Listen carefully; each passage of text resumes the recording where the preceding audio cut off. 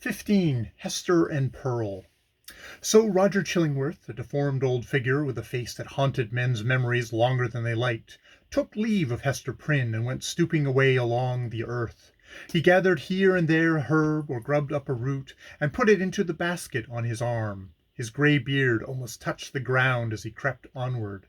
Hester gazed after him a little while, looking with a half-fantastic curiosity to see whether the tender grass of early spring would not be blighted beneath him, and show the wavering track of his footsteps, sere and brown, across its cheerful verdure. She wondered what sort of herbs they were, which the old man so sedulously was so God damn it! I'm leaving all this in. Here I am, learning how to say a word. Sedulous. She wondered what sort of herbs they were which the old man was so sedulous to gather. Would not the earth, quickened to an evil purpose by the sympathy of his eye, greet him with poisonous shrubs or species hitherto unknown that would start up under his fingers? Or might it suffice him that every wholesome growth should be converted into something deleterious and malignant at his touch? Did the sun, which shone so brightly everywhere else, really fall upon him? Or was there, as it rather seemed, a circle of ominous shadow moving along with his deformity, whichever way he turned himself? And whither was he now going?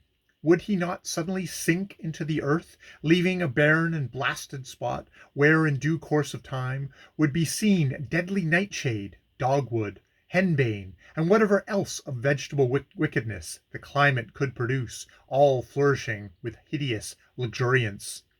Or would he spread bat wings and flee away, looking so much the uglier the higher he rose towards heaven? "Be it sin or no," said Hstr Prynne bitterly as she gazed after him, "I hate that man." She upbraided herself for the sentiment, but could not overcome or lessen it.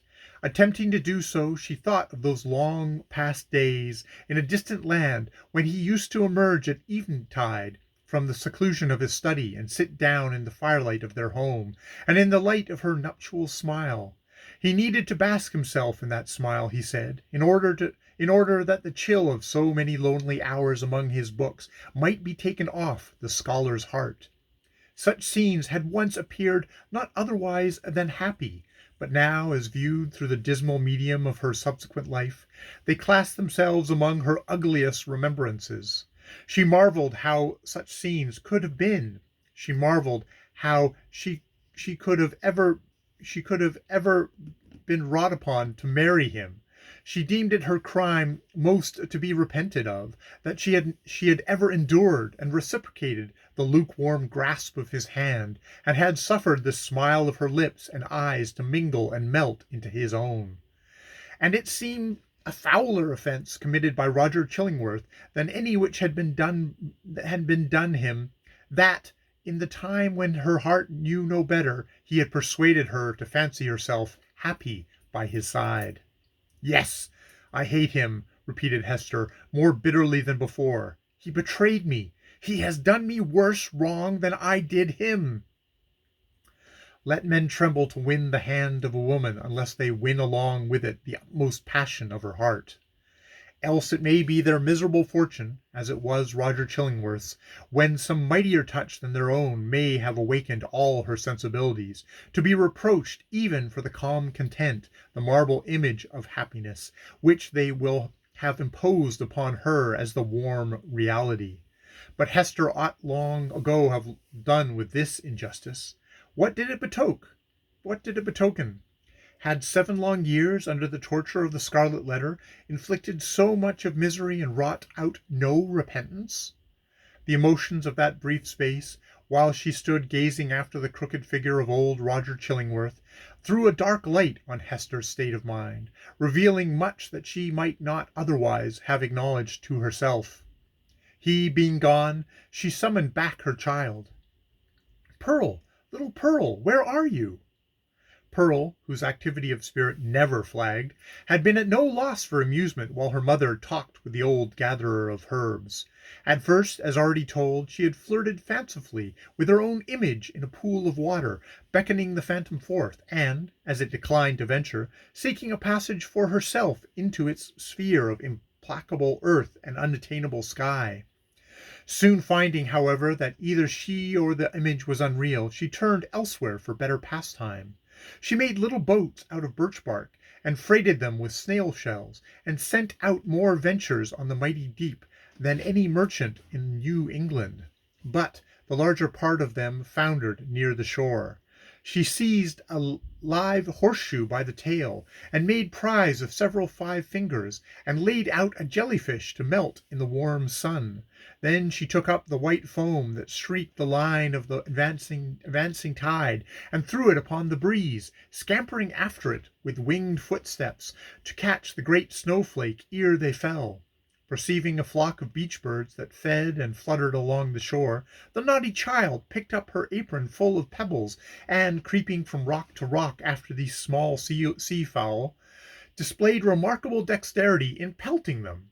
One little gray bird, with a white breast, Pearl was almost sure had been hit by a pebble, and fluttered away with a broken wing. But then the elf child sighed and gave up her sport, because it grieved her to have done harm to a little being that was as wild as the sea breeze, or as wild as Pearl herself. Her final employment was to gather seaweed of various kinds, and make herself a scarf or mantle, and a headdress, and thus assume the aspect of a little mermaid. She inherited her mother's gift for devising drapery and costume. As the last touch of her mermaid's garb, Pearl took some eel-grass and imitated as best she could on her own bosom the decoration with which she was so familiar on her mother's. A letter, the letter A, but freshly green instead of scarlet.